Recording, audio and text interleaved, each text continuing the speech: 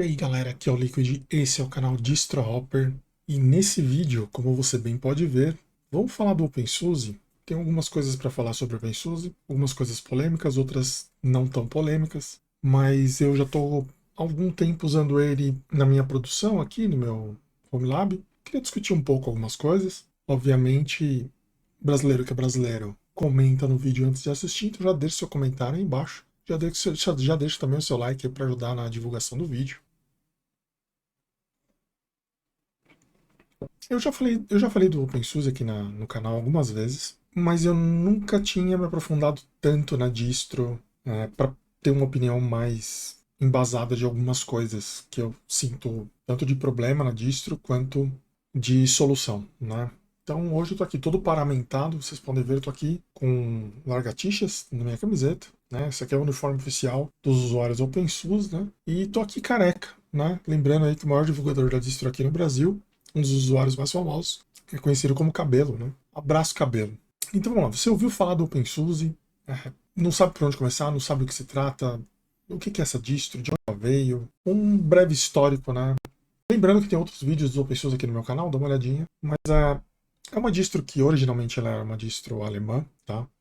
Inicialmente era uma distribuição que você pagava para ter acesso às ISOs, né? Você podia instalar o OpenSUSE via rede. Isso era bem tranquilo de fazer. O problema é que nem todo mundo tinha banda larga na época. Quem não tinha banda larga podia comprar.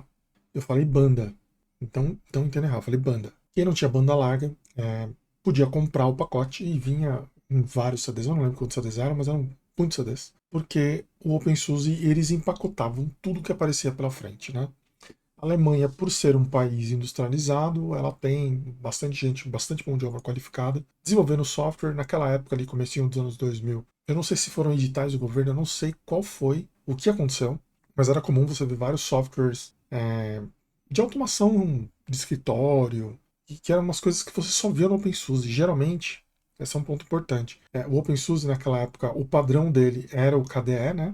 O KDE era o padrão, e os softwares que só tinha no OpenSUSE, era muito difícil ver em outros, eram todos feitos em Qt.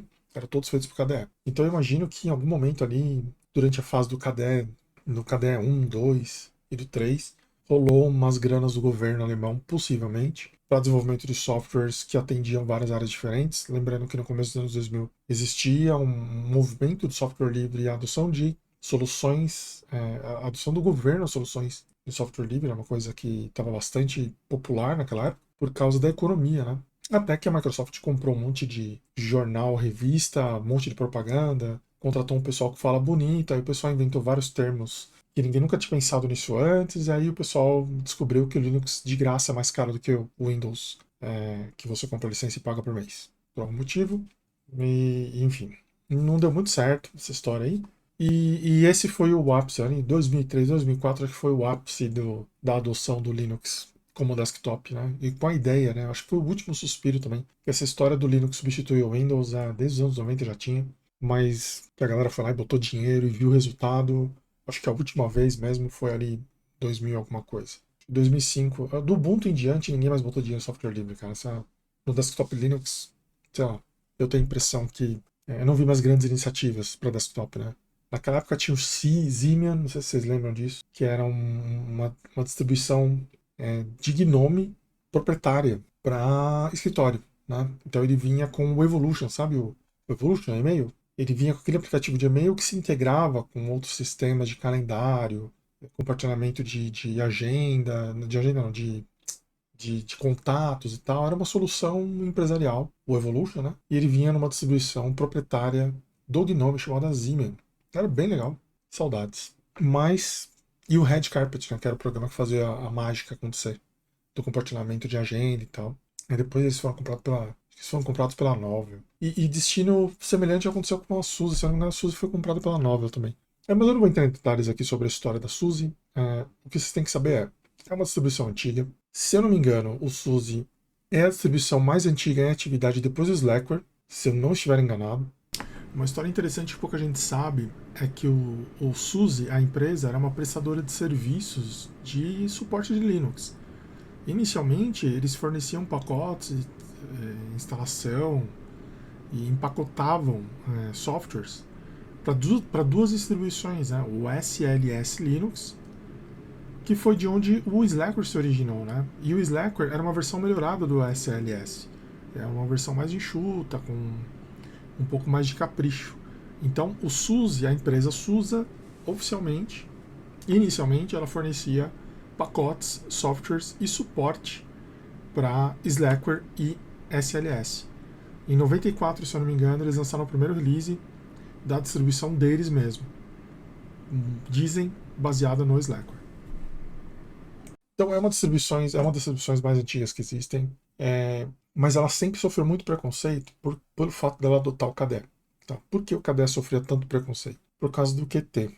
Né? LibQt, LibQt, né? Ela é proprietária. Né? E hoje ela tem uma licença permissiva, mas na versão do Qt1, se eu não me engano, não era permissiva. No Qt1 era proprietário. O pessoal desenvolveu o KDE em cima de uma biblioteca que não era open source. No Qt2, a licença ficou dual. Né? Então, se você for desenvolver software livre, a licença é free. Se você for desenvolver software fechado, você paga. Né? E esse modelo, se eu não me engano, é o mesmo modelo até hoje. Tá? Enfim, tem um monte de história, mas como o pessoal desenvolveu o OpenSUSE e o Yast, que é a ferramenta de configuração do ambiente, que eu vou até abrir aqui, porque é um cara muito emblemático e importante para essa conversa. Porque é uma ferramenta que eu acho que ela cumpriu o seu ciclo e eu considero ela obsoleta agora. Né? Esse aqui é o Yast. O Yast, sem dúvida nenhuma, é a ferramenta mais completa de configuração de qualquer Linux que já existiu na face da Terra. Tá? Ele é até mais completo do que o que vinha no Mandrake. O Mandrake era muito bom nisso, mas não era tão completo quanto é o Yast. E o OpenMandriva continua vindo com aquelas ferramentas lá antigas no Mandrake, né? Mas não chega aos pés, tá? Inclusive, poucas pessoas sabem, mas você consegue instalar mais módulos de configuração do Yast aqui. Se você, por curiosidade, dar um search Yast, por exemplo, aqui no Zipper, eu estou dando como root, gente, é só para ele não fazer, para ele evitar o cache, tá? Senão ele vai baixar todos os repositórios de novo. Mas se você olhar bem, você vai ver que o Yast, ele tem vários módulos. Onde você vê? No The Waiter? Esse é um dos problemas que a gente tem que falar sobre o OpenSUSE. Né? Que eu reclamo, ninguém acredita em mim. O pessoal acha que eu estou perseguindo a distro, mas não é. Ó, olha isso aqui. O Yast tem módulo para VPN, tem módulo para... Tem tradução para tudo que tá ali que você puder imaginar. Tem módulo para TFTP Server, tem módulo para Squid, tem módulo para Remote Desktop. Tá vendo? Ele tem módulos que muitas vezes tem para SCSI. As pessoas, às vezes, elas até instalam softwares, instalam servidores, mas elas não instalam o módulo Yast que configura aquilo. Mas eu fiquei surpreso de ver como o Yast tem ferramenta de configuração de coisas disponíveis. Você pode simplesmente instalar. Aqui, ó, é uma guia para você gerenciar Docker, por exemplo. Isso ninguém te conta. Isso ninguém te conta, mas tem muita coisa. E assim, funciona. Essa que é a coisa mais legal do Yast. Funciona. Se você pegar lá um Yast Samba, você vai configurar e ele vai funcionar. Tá? Desde que você não mexa na configuração do Samba. Mas ele vai gerar uma configuração para você, levando em conta o que tem que ser levado em conta. Por exemplo, firewall, sei lá, rota de rede. Ele vai levar em conta essas coisas que você já tem configurado lá. Ele não é burro, não. E a gente tem o Yast, gente, sei lá, há mais de 20 anos. Né? O Yast sempre foi uma ferramenta que era o diferencial do SUSE, né? Além de um KDE bonitão e bem configurado, a coleção de softwares que era gigantesca, o SUSE, ele vinha, o tamanho dele era muito grande, a quantidade de software disponível para o SUSE era muito grande, principalmente quando você comparava com o Mandrake e com o Red Hat na época, né? Acho que só o Debian rivalizava com o SUSE em quantidade de pacotes buildados, prontos para serem instalados. Né? Obviamente, se você estiver falando de código-fonte, o Gentoo na época era muito maior. Então, é uma distribuição que ela tem alguns chamarizes, e ela tem algumas coisas que são muito interessantes. A criação do OpenSUSE, que foi justamente quando o SUSE... O SUSE ainda existe, tá? Para quem tiver curiosidade, SUSE.com. O SUSE, a empresa ainda existe. Você não tem nenhuma obrigação de instalar essa encrenca, tá? Mas você consegue aqui, se você criar sua conta, você consegue baixar o SUSE, que é a versão Enterprise do SUSE, mas você não tem motivos para isso, certo? Por que você vai instalar um SUSE Enterprise Server se você não quer ter suporte da SUSE? Você pode instalar um OpenSUSE, né? Essencialmente é a mesma coisa, tá? Mas está aí disponível. Eu já instalei uma vez para ver qual que é. O papel de parede é lindo, tá? O papel de parede é muito mais bonito do que o papel de parede do OpenSUSE. Mas é essencialmente a mesma coisa, tá? Não tem diferença a não ser o fato de que você pode ligar para alguém e falar, pô, me ajuda. Essa é a grande vantagem de você usar o SUSE padrãozão. Se você não quer usar o SUSE pago, você pode até baixar de graça, mas como eu falei, não tem vantagem. É, na verdade é até mais complicado, porque você tem mais passos aí, tem que fazer login para baixar. Tem que fazer login antes? Tem que fazer, né? Tem que fazer login para baixar, é chato. É, se você não quer pagar, tudo bem, não tem problema. Você vai aqui e instala o Leap. Tá? O Leap é é o SUSE Enterprise Linux Server lá. Enterprise Linux, lá que você viu. É compatível bug a bug, compatível binário por binário. Tá? Então o Leap é exatamente igual o SUSE Linux Enterprise Server. Exatamente igual. Você tira de um para o outro que vai rodar perfeitamente. Portanto, é uma distribuição que ela anda, ela evolui devagar, beleza? Ela é uma distribuição que ela evolui devagar. Ela evolui devagar demais. Inclusive, ela evolui mais devagar que o Debian. Essa é a impressão que eu tenho. É, eu não tenho certeza qual que é o tamanho do ciclo, mas eles dão suporte para o Leap durante muito tempo. Se você clicar aqui no site, você vai ver que está até mais. Não tem tanta informação diferente, não. Mas ele tem um ciclo de vida longo, é um ciclo de 2 anos, pelo menos, que é ali de atividade, 2 anos e meio, eu acho. De atividade. É muito parecido com o Debian, nesse sentido. E, obviamente, se você está na versão paga, você combina o preço com os caras lá e os caras vão manter o negócio funcionando. Ó, aqui, por exemplo, eles estão dando suporte para o SUSE 11. Tipo, quando que é o SUSE 11? Eu chuto que faz tempo. Vamos ver se a gente acha aqui o ano de lançamento do SUSE 11. Então, a listinha 2009. Tá vendo? 2009. Quer dizer, eles ainda estão dando suporte. Tá? Então você não tem aquele desespero de, meu Deus, eu preciso migrar. Não, você não precisa. Não precisa. Tipo, você pode ficar nele para sempre, se você quiser. Para sempre não, vai. Os caras em algum momento eles vão descontinuar esse negócio. E eu já vi aí que não é 10 anos, né? Porque se fosse 10 anos já tinha ido pro saco. O último release do 11 foi em 2015. Olha o tamanho desse ciclo. 6 anos, cara. Ó, o 15 foi lançado em 2018. O 12 foi de 14 até 19. 5 anos. Será que eu posso chutar que é um por ano? Um SP por ano é um SP por ano, né? Então é isso, tem um Service Pack por ano, que é onde tem umas atualizações um pouco mais agressivas, mas não tanto, tá? Não tanto. Rola umas atualizações intermediárias, tá? Enquanto tem uma falha de segurança, alguma coisa, eles corrigem, isso aí é tranquilo. Mas o Service Pack, ele se permitem mudar as versões de algumas coisas, sem quebrar. O Leap foi uma das distribuições mais estáveis que eu já testei. Gosto muito do Leap. O Leap, inclusive, é muito mais rápido e performático que o Tumbleweed. E eu nem preciso falar que ele é muito menos problemático também, pela própria natureza dele, né? Ele é feito para funcionar em servidor de produção. Então ele é estável. Workstation também, ele é estável pra caramba. Só que aquilo, tipo, as bases dele são de 2018. Então você vai ver algumas coisas muito antigas aí. Não é tão assim, vai. Não é um completo desastre. Tem um OpenSUSE aqui. É um Leap, tá? Service Pack 4. Então, só para vocês terem uma ideia do que eu estou falando, tem mais ou menos essa cara aqui, ó. Esse aqui é o LIP 15.4, tá? Kernel 5.14. Não é a coisa mais atual do mundo, mas tá ok. Tá? O Plasma aqui é a versão 5.24, também não é grande coisa, mas como eu falei, também ok. A versão do Python, por exemplo, Python 3.6, já é um Python bem mais antigo. Então, assim, a base é antiga, não tem jeito. Né? A base é antiga, mas eles dão o direito de atualizar alguns pacotes. O Firefox já não é um Firefox tão antigo. Né? Não é a última versão, obviamente. Mas a versão 102 não é exatamente uma versão tão antiga. Né? A versãozinha ok. E o mesmo vale para vários outros softwares. Certo? O que é legal aqui no Leap? O legal do Leap é que Na pior das hipóteses, cara, ele tem o Flatpak. Inclusive eu não lembro de ter instalado isso aqui, então eu imagino que ele já vem por padrão, tá?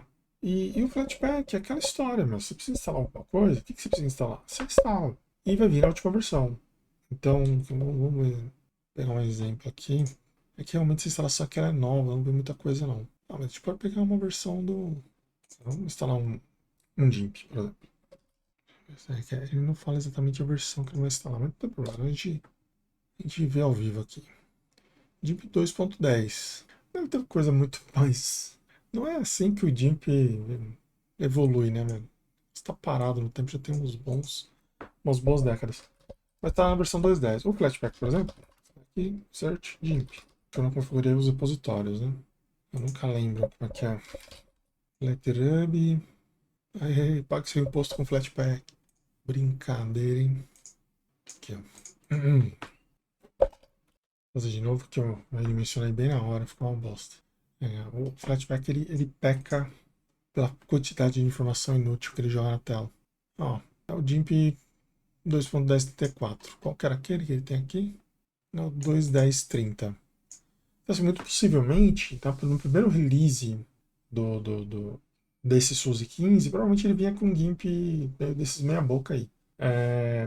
E aí todo ano eles vão atualizando algumas coisas, outras coisas atualizam mais rápido do que outras. Mas na dúvida, cara, você não precisa ficar preso nos softwares que vêm que estão disponíveis no Zipper, né? Você não precisa se preocupar com isso. Uma alternativa é você usar o Flatpak. Outra alternativa é você habilitar os repositórios de usuários do OpenSUSE. Como assim?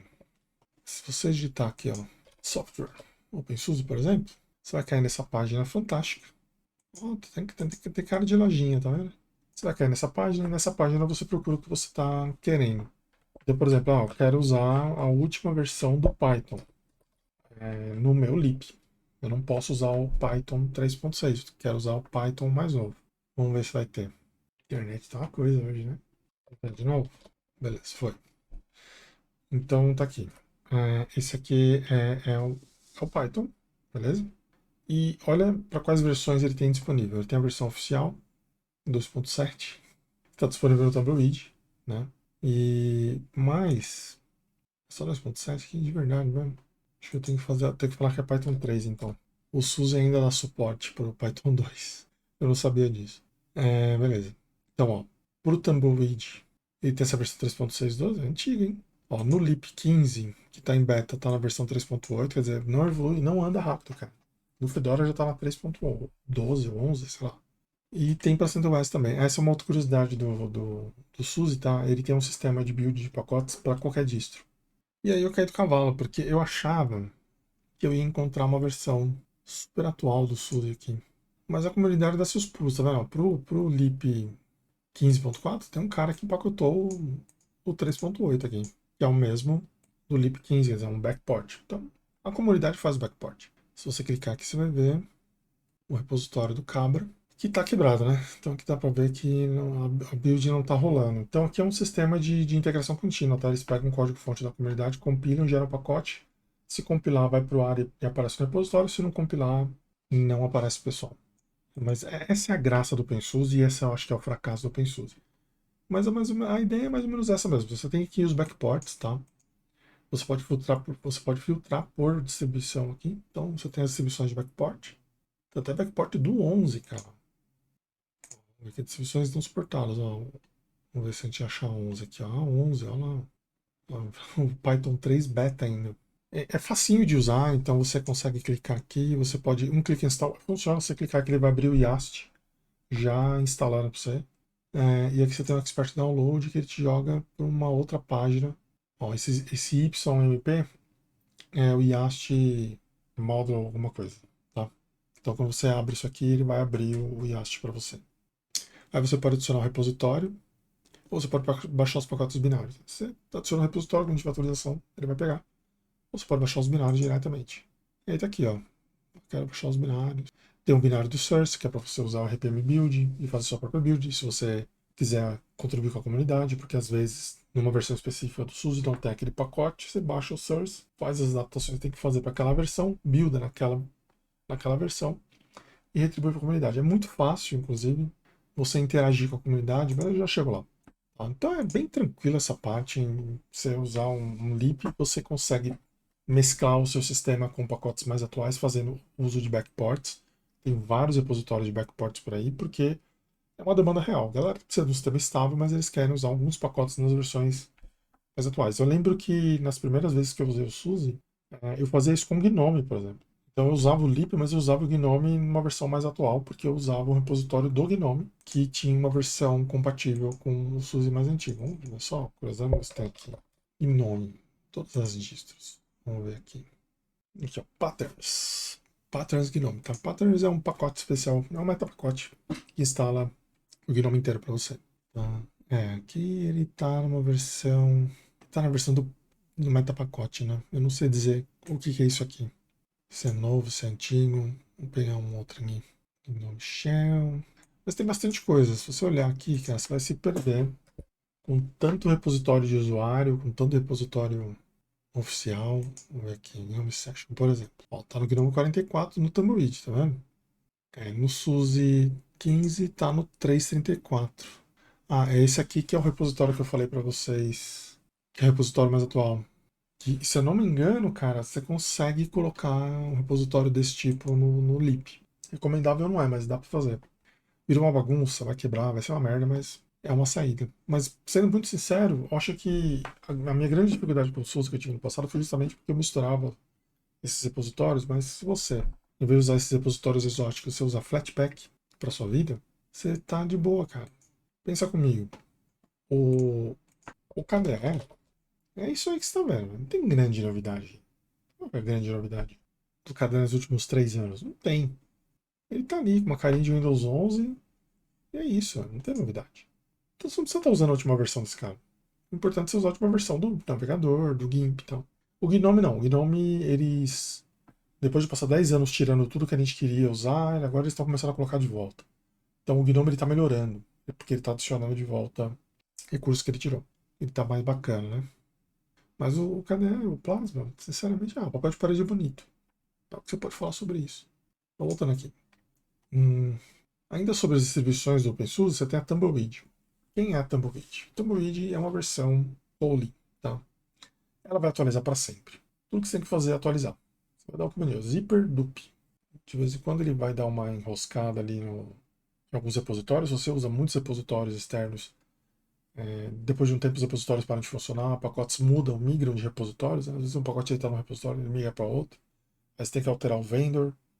E aí a coisa começa a ficar um pouco complicada e o pessoal acaba se perdendo e muda de distro. Mas não é uma coisa que acontece com tanta frequência, tá? Falo por experiência própria. Eu usei o Tumbleweed como computador ligado na TV durante 3 anos. A mesma instalação. Durante 2 ou 3 anos. Qual que era a função? Tocar vídeo. Então, só passar um vídeo, abrir um mapa. É um computador ligado na televisão. Essa era a função. Então eu usava navegador e player de vídeo, basicamente. E cara, nunca tive nenhum tipo de problema. Com o tempo ele foi atualizando, eu usava o XFCE. Com o tempo ele foi atualizando. E entre mortos e feridos, salvaram-se todos, não tive nenhum problema. Nenhum mesmo. Inclusive, o computador deu pau. Depois de um tempo, ele parou de funcionar. Eu fiquei mais ou menos 1 ano e meio com o computador quebrado. Aí eu resolvi arrumar ele. Tá? Troquei o que tinha que trocar. Na verdade, ele tinha um problema no dissipador das VRMs lá do processador. E aí, quando ele esquentava muito, ele morria. Era uma APU. Aí, como é que eu resolvi? Depois que eu fiz os reparos todos e a máquina parou de dar problema, eu dei boot nela. Falei, bom, vamos botar esse sistema aqui. Aí, tava lá, no Tumbleweed. Aí, na minha experiência com o Manjaro, a Linux tem tanto, mas principalmente Manjaro. Minha experiência com Manjaro, cara, depois de alguns 3 meses no máximo, cara, sem atualizar, você não atualiza mais. Porque ele troca o certificado, invalida o que você tem, aí você tem que puxar na mão, aí dá o trabalho do caramba. É mais fácil você levantar no Manjaro lá qual que é a lista de pacotes que você instalou, instalar um Manjaro novo e reinstalar os pacotes. Dá menos trabalho. Muitas vezes, tem sempre. Mas eu encarei o desafio no Tumbleweed. Falei, pô, vamos atualizar esse cara. Cara, ele demorou mais ou menos 1 hora e meia, mas ele instalou, cara. Ele recuperou. Ele pegou uma instalação de 1 ano e meio atrás e foi atualizando. passo a passo, né? Ele vai atualizando de release. Pelo que a impressão que eu tive é que ele foi atualizando de release em release. Ele não foi direto, né? Ele fez um retroativo. Então o Tumbleweed ele solta release todo dia, tá? Então ele tem lá o OpenSUSE e a data. Então você consegue fazer rollback ou você consegue colocar todo mundo na mesma página, né? Então cada revisão tem as versões do pacote do dia. Então, teoricamente, se você instalar aquela versão, naquela revisão, esse meta-pacote vai te garantir uma distro com a mesma versão num computador, tanto no computador quanto no outro. Então, acaba que o Tumbleweed ele realmente cumpre essa promessa de ser rolling de verdade. Ele é rolling de verdade mesmo. Outra distro que você consegue atualizar tranquilamente depois de meses ou anos é o Debian, obviamente, e o Ubuntu também. Minha surpresa, Fedora também, tá? O Fedora eu fiquei bem surpreso uns tempo atrás que eu descobri que um release do Fedora ele tem suporte de 2 anos mais ou menos, tá? Eu fico ali meio sempre, puta, o Fedora podia ser rolling, mas eu peguei um Fedora que eu tinha instalado em algum lugar aqui, que era um Fedora 36, cara, e ele atualizou. É claro, eles não atualizam por versões novas, mas eles atualizam por problemas de segurança e de estabilidade. Então, quer dizer, vira e mexe tem alguma atualização, tá? Ele não vai colocar a última versão do kernel, mas ele vai atualizar algumas coisas. Então o Tumbleweed, cara, ele é rolling, beleza? Você instala uma vez, esquece. Só vai atualizando e ele vai funcionando. Essa é a versão que eu estou usando no meu servidor. Por todo o contrassenso do mundo, eu estou usando o Tumbleweed. Que aqui, por alguma razão, ele acha que eu estou usando o OpenSUSE MicroOS. Ele se perdeu no personagem, mas eu estou usando o Tumbleweed, tá? Por que eu sinto segurança em usar o Tumbleweed? Porque o OpenSUSE ele tem o Bitrefs como ferramenta de criar snapshots do sistema sempre que você muda o sistema. Então, ó, abriu o YAST, criou uma configuração nova, ele vai fazer um snapshot para você. Simples assim. Tá? Eu posso até fazer um vídeo depois para a gente explorar essa arquitetura de disco do OpenSUSE, que é muito sofisticado. Se você der um subvol list aqui, você vai ver que ele vai criar um bilhão de coisas, tá? Tem um monte de Docker. Ó, tem o subvolume para o var, subvolume para o local, para o server, para o root, para o home. Porque ele tem as políticas de criar os snapshots para cada tipo de conteúdo, né? E eu consigo botar. Esses snapshots são todos read-only, né? E eu consigo botar no snapshot anterior. Então, se eu atualizar ou fizer uma configuração no Yash e meu sistema ficou estranho, eu rebooto e coloco ele no snapshot anterior e espero estabilizar. Inclusive, eu já tive que recorrer a esse recurso algumas vezes. Qual que é o problema do Tumbleweed, na minha visão? Ele muda muito rápido. Então, às vezes, você está com seu ambiente redondinho. E aí, um belo dia você atualiza, ele coloca uma versão que não é tão bem testada quanto a que você estava usando, e o seu sistema fica pior. Então, assim, eu já tive muitos problemas aleatórios pra caramba aqui. Tipo, meu, do mouse se mexendo sozinho na tela. Tipo, o mouse tá aqui, de repente ele se teletransporta pro canto. Sem explicação nenhuma. Eu já tive problema de clicar nas coisas. Tipo, de repente as coisas param de clicar. Não consigo mais clicar em botões e tal. De vez em quando tem uns surtos de lentidão, tem umas coisas estranhas que acontecem, cara. Vamos aqui até aqui. Ixi, tá dando pau no SDA. Quem é o SDA? SDA eu acho que é um SD, é um SSD, hein? É um SSD. Então, assim, hum, coisas estranhas acontecem no Tomb mas ó, nesse caso aqui eu tô vendo que talvez o problema seja um problema de hardware, tá? Porque se quando você tem uma operação de I/O que não funciona, o seu computador dá umas travadas. E é exatamente isso que eu estou presenciando esses últimos dias e não é à toa. Temos um problema aqui, nesse SSD, que afeta a estabilidade do sistema inteiro. Mas assim, se você tem a necessidade de, não, eu preciso manter o meu sistema íntegro e funcionando e tal, porque eu trabalho. Então, o vídeo não é para você, vai de LEAP. E o caçula da história toda aqui é o MicroOS. O que é o MicroOS? Ele é o Silverblue do OpenSUSE, tá? Ele é uma distribuição de base imutável, onde se você usar modo gráfico, você usa Flatpak para instalar os programas. Então ele consegue montar um ambiente desktop mínimo para você e você instala tudo por Flatpak depois. Ou se você for para o lado do servidor, ele instala a base imutável que se atualiza. Ele se atualiza sozinho e tal. Aí quando você fizer o reboot, ele troca. A coisa toda bem legal. E aí você usa Docker ou Podman. Beleza? A ideia do microOS é container ou Flatpak. Tem vantagem, tem desvantagem? Claro, tudo tem vantagem, tudo tem desvantagem. Eu vejo, por exemplo, microOS, eu vejo com bons olhos. Por exemplo, num supermercado com 20 caixas de atendimento ali de PDV, e aí você precisa manter todo mundo na mesma linha, todo mundo com a mesma versão de tudo, sistema sólido, atualizar e conseguir fazer rollback e tal. Esse sistema microOS é perfeito para isso, o Silverblue também. Bem legal para fazer esse tipo de coisa. Fora isso, eu não vejo tanta vantagem. Tem que pesquisar, tá, gente? Aí aqui tem as ferramentas, né, do OpenSUSE, que ele tem o sistema de build, quer dizer, você cria o seu usuário e você vai lá criar o seu repositório de pacotes. E quando você atualizar, ele vai recompilar e testar. E se passar no teste, ele vai para o repositório e as pessoas podem usar. Se não passar, ele te avisa. Esse OpenQA. Tem o YAST, né, que é a ferramentinha de configuração. E tem o QI, ó, cria imagens links para implantação de hardware real, virtualização e containers. QI é o mecanismo que cria imagens no lançamento OpenSUSE.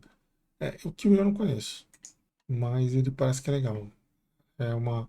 Eu lembro que tinha uma ferramenta para OpenSUSE que era um navegador. Você escolhia o software e ele criava ISO para vocês fazer o download no final.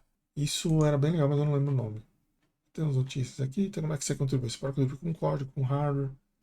Aí tem os canais lá, o chat e tal, pra você trocar ideia com o pessoal. O OpenSUSE ele tem um esquema de comunidade muito sofisticado, com lideranças, com participação coletiva, votações e fóruns, discussão internos e tal. Eu não imaginava que isso existisse no OpenSUSE, mas existe. E é super complexo, cara. Tão complexo quanto Fedora, quanto Debian. E o OpenSUSE é tão livre quanto, né? A princípio. Então, se você procurar, você vai achar formas de como é que eu participo da comunidade, né? Quais são as regras da comunidade? Esse tipo de coisa, né? Então, no SUS eles priorizam quem está em atividade, tá? Então, se você é um membro do OpenSUSE, eles vão verificar se você está ativo de tempos em tempos. Se você não estiver ativo, eles congelam sua conta e te colocam como membro emérito. Mas se você quiser voltar ativo, você fala com os caras te devolvem seus privilégios de votação, de acessos e tal. Mas é basicamente aquele esquema de chegar na comunidade. Você chega na comunidade, se apresenta, troca ideia, pergunta o que tem para fazer, dá uma olhada no bug track, pede conselho pro pessoal te indicar o que você pode fazer para resolver. E aos poucos você vai resolvendo. Quando você fechou um bug ali, fez um comentário relevante lá, e aí você vai ganhando reputação ali dentro da comunidade e em algum momento os caras te trazem para dentro e você vira um membro efetivo. Né? O Fedora tem um sistema parecido, Debian nem se fala. Esse é o padrão de distros comunitários em geral. Né? Tem aqui, isso aqui eu estava lendo um pouco como é que funciona essa questão de membros. Não que eu queira virar um membro do OpenSUSE, não é exatamente isso. Que é canais de comunicação, e-mail, IRC, Jitsi, enfim, essa de coisa aqui. Tá? Esse aqui é o sistema de build do OpenSUSE, tá? Lembrando que o OpenSUSE ele builda não só pacotes para OpenSUSE, ele builda pacotes para qualquer distribuição, tá? Inclusive o Fedora, CentOS. É super comum você procurar um pacote do Fedora e achar aqui. Por algum motivo o pessoal builda na infra da SUSE. Aí tem o Yast, ó. O Yast é de 96, cara. Aí, ó. Ah, isso aqui é uma coisa bem legal, que eu vou testar já já. Isso aqui é um game changer para mim, que é a instalação automática, né? Com o Yast você consegue exportar a configuração da sua máquina, pacote, configuração, senha, tudo que você tiver. E ele gera um XML, né? Que depois você consegue importar numa instalação zerada. E aí você deixa a sua instalação nova igual à antiga. Isso é bem legal. Isso é o que eu fazia com o NixOS. Tem a chatice de ter que lidar com o NixOS. Aqui tem mais detalhes também sobre os módulos de Yast, né? Que eu lembro que eu falei lá, que tem vários módulos, a galera nem sabe que existe. Então aqui, uns são mais úteis que outros. Aí você tem aqui contribuições, né? Como é que você contribui, como é que você se envolve, onde você se apresenta. Paciência, tá, gente? Esse tipo de coisa não acontece. Você não vai chegar lá hoje e amanhã os caras vão te colocar como membro. Tem documentação, enfim. E é detalhes de Yast, né? Não tenho mais muito o que falar do OpenSUSE não, tá? Tem uma distribuição brasileira chamada Regata OS, que está fazendo 10 anos aí, uma distro baseada no SUSE e focada em jogos. Ela tem uma excelente aceitação entre as pessoas. Eu cheguei a gravar review dela, mas o review não ia ser positivo para o Regata. Eu não saberia dizer se o problema era o problema da distro ou o problema do meu setup na época. Na dúvida, para não criar controvérsia e não atrapalhar a os corre de ninguém, eu abortei o vídeo que eu ia fazer sobre Regata jogando. tá? Porque realmente o resultado que eu tive não era condizente com a proposta da distribuição. O desempenho não estava bom, mas não estava bom assim, estava estranho. Não era, tá com 5 frames a menos, não. O bagulho tava bizarro. Então, acabou que eu não liberei o vídeo, até porque o pessoal lá do grupo do Regato tava puta expectativa. E eu, pra não causar confusão, eu tava tentando, nessa época eu tava cheio de hater já, pra evitar problema com hater. É, meu, dependendo de como você faz a crítica, você arruma hater, é de graça, né? Eu lembro, isso é uma história do canal. Poucas pessoas lembram disso. Poucas pessoas se lembram do pânico que era quando eu fazia vídeo sobre Fedora. Toda vez que eu fazia vídeo sobre Fedora no canal, lotava, eu não sei, saía uma galera do inferno e vinha encher o saco aqui. E me criticava e falava que eu não sabia Linux. E falava que não sei o que lá, e falava, era uma encheção de saco. E aí eu não falei mais de Fedora no canal. Eu parei de falar de Fedora no canal. Porque eu tava atraindo a galera tóxica, né? E a mesma coisa, o mesmo sentimento eu tenho com o OpenSUSE, com o Regata e tal, de fazer uma crítica mais incisiva, mais contundente e acabar sendo, atraindo atenção. Não é uma questão, quero falar bem, não quero falar mal. Por algum motivo que eu não sei qual é, eu até gastei um tempo com o pessoal tentando descobrir qual era o problema, mas aí eu cheguei à conclusão que é o meu setup, cara. Eu uso placa de vídeo AMD, ninguém usa placa de vídeo AMD.